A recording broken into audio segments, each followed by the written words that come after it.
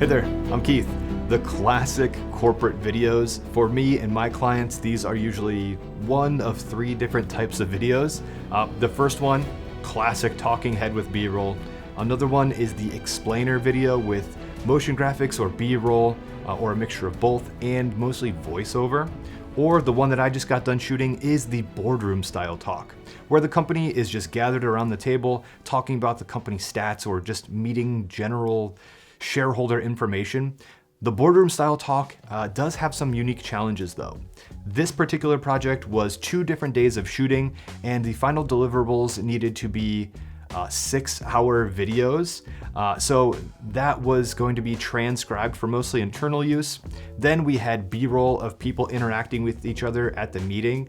And this was not going to have any audio, but this was going to be B-roll for the company's about video when you click on their about page. Let's go over my FX6 camera rig and some camera settings that I found useful. This video also is sponsored by Artlist, but more on them later.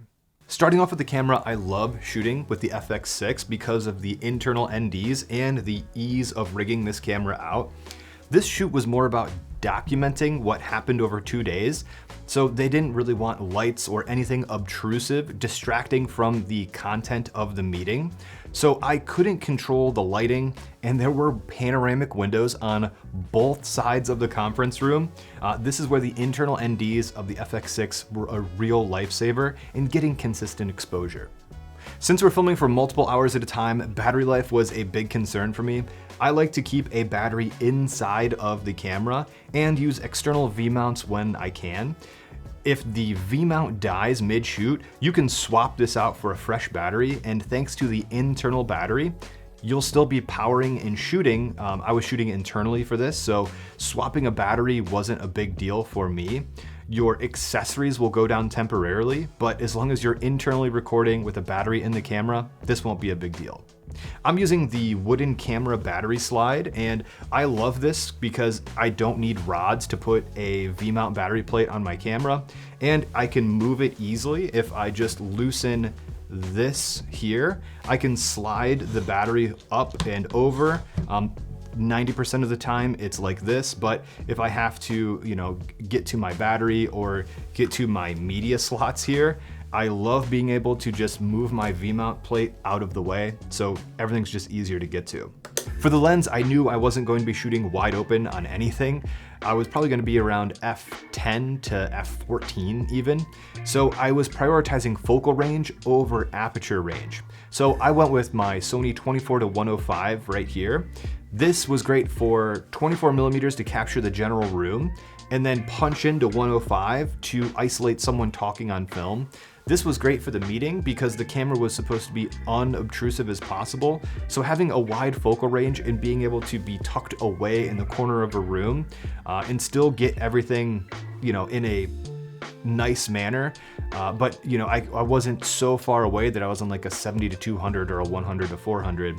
24-105 was the sweet spot for this shoot. When whipping the camera around to film people talking for long periods of time, a nice tripod does go a long way. I was using the SVT75 Sue tripod legs with the SVH15 head. And after balancing the camera on the head and then adjusting the tension of the tilt and pan axis, it was actually really nice to use all day. It is very heavy when you're transporting it around, but all that weight translates into being solid when you're using it. So it was heavy transporting it, but it still is a nice tripod to use when you're moving your camera around a lot.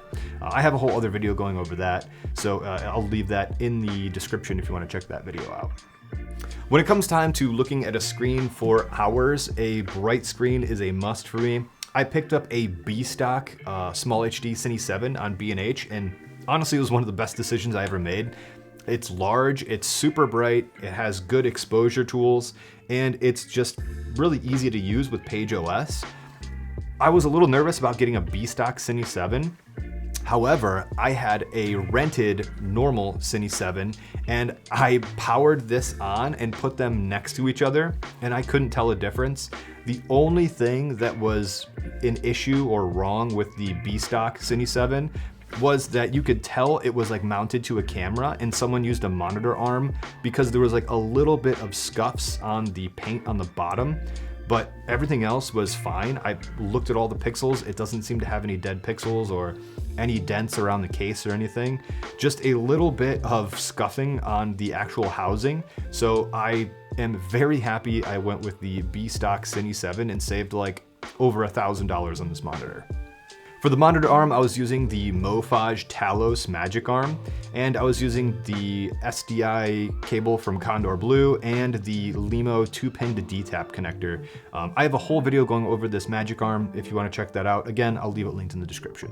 When it comes to shooting for long periods of time, I didn't want to have to worry about swapping memory cards, just like I didn't want to have to worry about swapping batteries that much, so I used an external battery. I went with a huge CF Express card. This is the 480 gigabyte OWC Atlas CF Express Type A card. What a mouthful. But I was able to get an entire day's shooting without needing to swap on this card. And I have an entire video going over that. That's either live now or it will be the next video going live depending on whenever I edit this video. So you can check that video out if you want to learn more about these OWC Atlas cards. Before we jump into audio and camera settings, I'd like to thank this video sponsor, Artlist. When it comes to making corporate videos, audio can be sometimes a little bit plain. This is where Artlist comes to help you out. Artlist has over 400,000 high-quality assets available, and their corporate music selection doesn't sound like boring elevator music.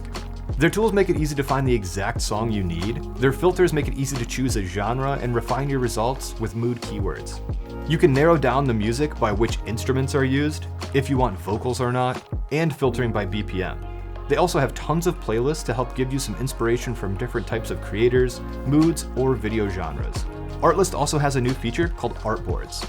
Artboards uses AI to suggest content within the Artlist catalog of assets that you could use with your project based on what your specific project needs. Start by telling the artboard what your project is about, then click Generate.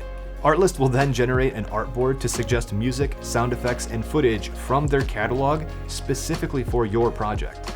You can add the assets straight to the artboard to get initial feedback or inspiration for your shots, or even use these shots in the final deliverables. You can even share your artboards with your client and crew, and when they click your link, they'll be brought to a page where they can see all the ideas you have for your project. They can listen to the music and sound effects and see the footage you've added to the board, and they don't need to log into an account to do so either. I tested this with an incognito tab, and I was able to browse all of the assets without logging in. However, if you want to be able to download the assets and use them in your work, you'll need an Artlist account that has an active subscription. If you'd like to check that out, Artlist is offering 2 free months if you use the link in my description. Artlist has over 400,000 assets available and more are being constantly added, so you'll be sure to find exactly what you're looking for. Thank you, Artlist, for sponsoring this video. Audio was pretty interesting on this shoot. For a talking head interview, I typically boom my Sennheiser microphone over and then have lavs as backup. But for this setup, this just wasn't going to work because there were just way too many people in the meeting room. In the meeting, everyone would be talking at some point, and there was no microphone. I initially took my audio recorder and was just going to plug XLR into whatever microphone system they were using, but that wasn't going to work because there was no microphone system. The room had echo, they had air conditioning that they absolutely could not turn off, and a projector that was making an audible noise, and then the final boss showed up.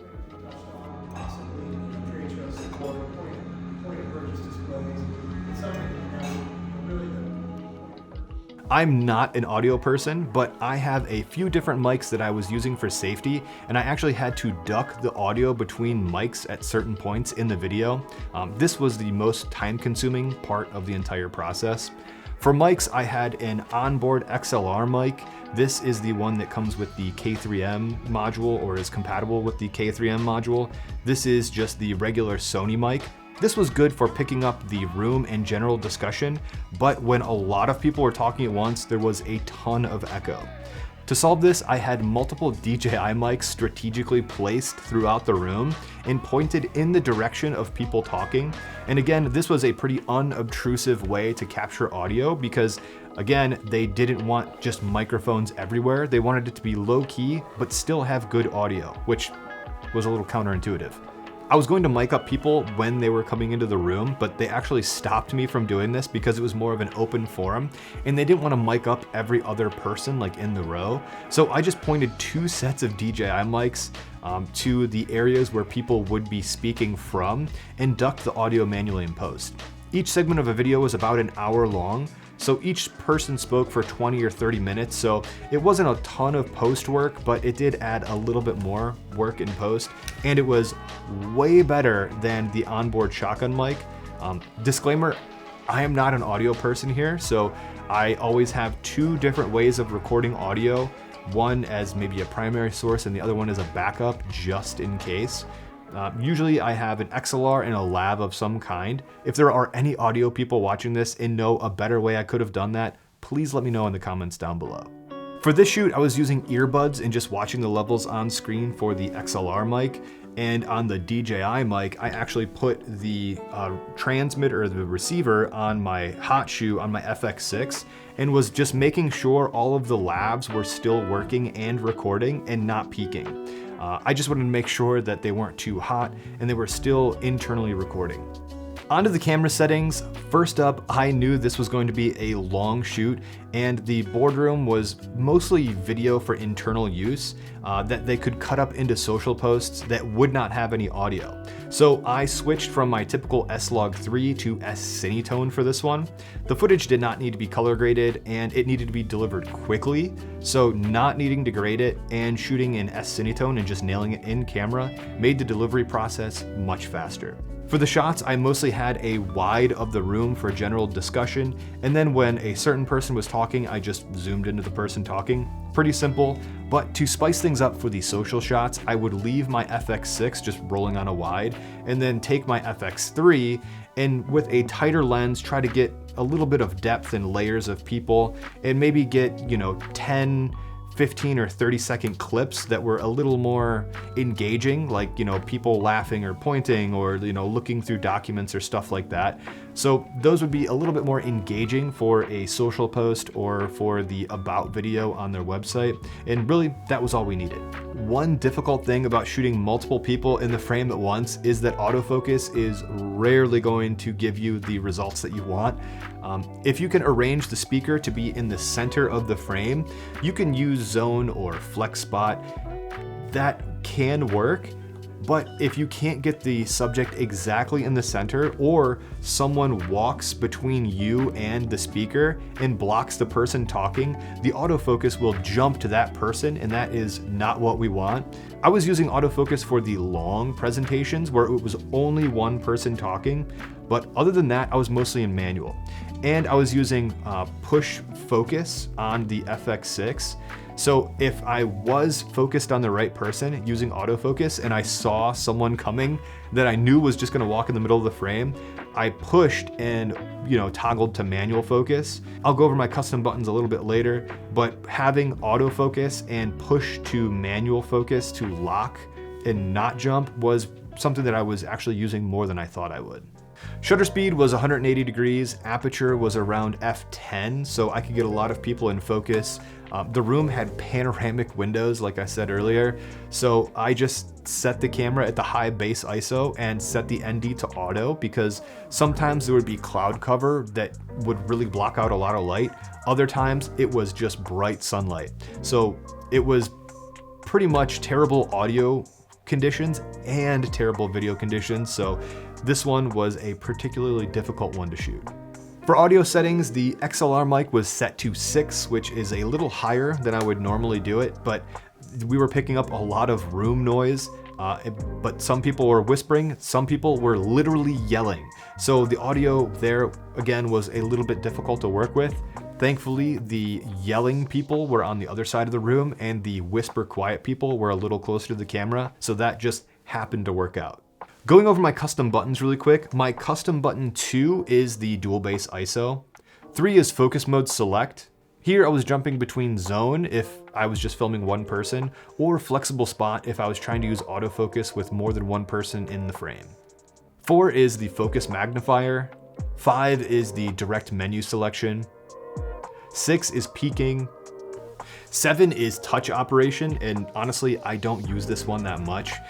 But if I have to use it, having it on a hotkey is way easier than like trying to find it in the menu system.